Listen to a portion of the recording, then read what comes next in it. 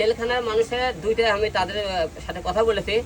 ধরেন একটা লোক মামলা করেছে, একটা লোকের নামে মামলাটা থেকে পুলিশ তাকে ধরে নিয়ে গেছে থানাতে, তাকে জেলখানায় পাঠানো হয়ে গেছে।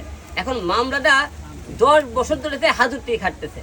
পুলিশ এই তদন্তর কোনো রিপোর্টও দেয় না, এই মামলার মূলত সে আসামি কি কিনা, এই মামলায় সে মনে করেন জড়িত কিনা, এটাও কোনো তদন্ত নাই, খালি তদন্তই চলতেছে।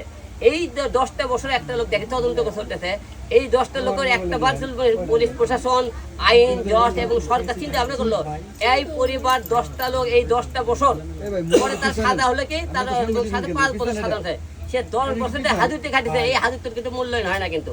তাহলে অবশ্যই এই যে একটা মেয়ে পরকিয়া করে, একটা মেয়ে হইতেছে, এর জন্য কিন্তু আমাদের এই যে আইন, জজ, পুলিশ প্রশাসন, সরকার এরাও এসে জড়িত। কারণ আপনারা একটা মামলার যখন আইন হলো যে সে দোষী সম্ভব হয়েছে, তাহলে 2 মাসের মধ্যে সেই মামলা রেজাল্ট দেন, সাজা হলে সে 10 বছর হোক 5 বছর সাজা খেতে বেরোবে, কি 10 বছর সে হাজুতে খাটার পরে 5 বছর পরে তারকে মামলা কেন আপনি আবার সাজা দিলেন? এটা একটা অপরাধ। অনেক মামলায় দেখবেন একটা লোক করতে করতে 2 জন সন্দেহমূলক তাকে 20 জন আসামি করা, 20 জন তো করা হয়নি। এই যে 20টা লোক ওখানে জড়ানো হলো, এই 20টা লোকের পরিবারের দায়িত্বকে নেবে, এই সন্তানের দায়িত্বকে নেবে, এই লোকের লাইফটা দায়িত্বকে নেবে।